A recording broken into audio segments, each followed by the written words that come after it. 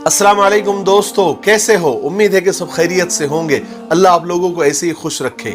आज मैं आपको माइकल जैक्सन की एक इबरतनाक और सच्ची कहानी 4 से 5 मिनट में सुनाना चाहता हूं, बिल्कुल सीधे सादे अल्फाज में जो आपको समझ में आए। माइकल जैक्सन को कौन नहीं जानता? माइकल जैक्सन जिसने म्यूजिक और डांस को एक नया अंदाज दिया। माइकल जैक्सन एक दिन नुजूमी यानी ज्योतिषी के पास गया और कहा कि मैं तुमसे 2 सवाल करता हूं, तुम इसका जवाब दो। नुजूमी ने कहा कि जरूर, मैं कोशिश करता हूं। माइकल जैक्सन ने कहा, क्या ये मुमकिन है कि मेरा ये जो काला रंग है ये गोरा हो जाए? और दूसरा मेरा सवाल ये है कि मेरी जिंदगी कितनी है, मैं कितने साल तक जिंदा रहूंगा? तो उस नुजूमी और ज्योतिषी ने कहा कि देखिए, जहां तक तुम्हारी शक्ल की बात है, ये जैसी है वैसी ही रहेंगी, इसको तुम बदल नहीं सकते। और जहां तक आपकी उम्र की बात है, इंसान दुनिया में 60-70 या बहुत हो गया तो 100 साल तक ही जिंदा रह सकता है। नुजूमी की ये बात सुनकर माइकल जैक्सन जोर जोर से कहका लगाया, यानी जोर जोर से हंसा और कहा कि तुम गलत हो। अगर तुम गलत नहीं भी हो तो मैं तुमको गलत साबित करके रहूंगा, और मैं ये दोनों काम करके रहूंगा। मैं अपनी काली शक्ल को गोरी भी कर दूंगा और मैं 150 साल तक यानी 150 साल तक जिंदा रहकर बताऊंगा।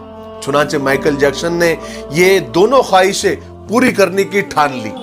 सबसे पहले उसने अपनी रंगत और शक्ल बदलना शुरू की। उसके लिए उसने अमेरिका और यूरोप के 55 चोटी के प्लास्टिक सर्जन डॉक्टर्स की खिदमत हासिल की। यहां तक कि 1987 तक उसने अपनी बिल्कुल शक्ल, जिल्द, हरकत सब कुछ बदल दिया। यानी काले और सिया माइकल जैक्सन की शक्ल अब एक खूबसूरत औरत की शक्ल जैसी हो गई थी। एक नया और गोरा माइकल जैक्सन लोगों ने देखा, बल्कि देखी भी बोले तो चलेगा। उसने 1987 में बेट नाम की अपनी तीसरी एल्बम को जारी किया। यह गोरे माइकल जैक्सन की पहली एल्बम थी जो बहुत कामयाब रही। तकरीबन 3 करोड़ उसकी कॉपियां फरोख्त हुई। इस एल्बम के बाद उसने बहुत सारे सोलो टूर्स भी किए, मुल्कों मुल्कों, शहर शहर गया और अपने शोज के जरिए उसने करोड़ों डॉलर कमाए। इस तरह उसने अपने काले रंगत को सबसे पहले शिकस्त दी। उसके बाद माइकल ने अपने माजी से भागना शुरू किया, अपने अतीत से भागना शुरू किया। उसने तमाम अपने खानदान से रिश्ते नाते तक तोड़ लिए, अपने एड्रेस चेंज कर लिए, यहां तक के पैसे के दम पर उसने गोरे माँ बाप तक खरीद लिए और उसने अपने पुराने दोस्तों से जान छुड़ा ली।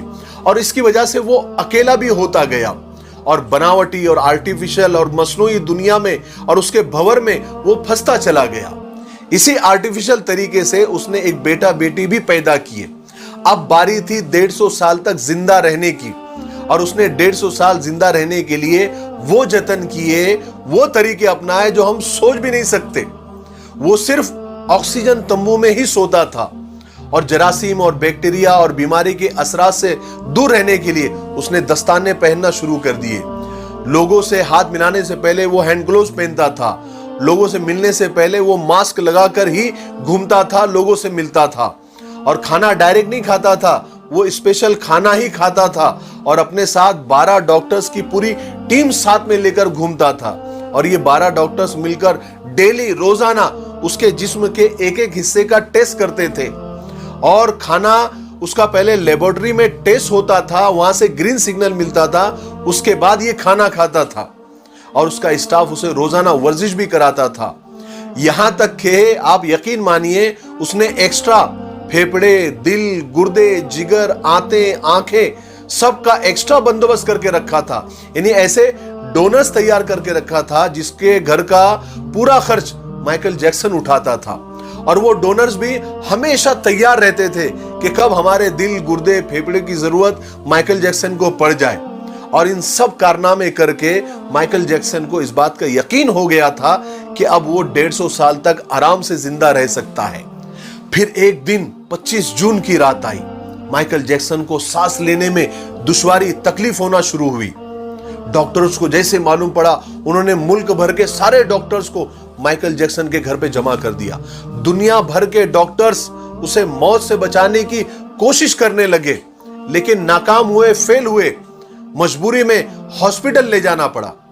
और वो शख्स जो 150 साल जीने के लिए उसने सब कुछ किया, सिर्फ 30 मिनट में मर गया। 30 मिनट में उसकी रूह चुटकी से भी कम टाइम में खुदा के पास पहुंच गई।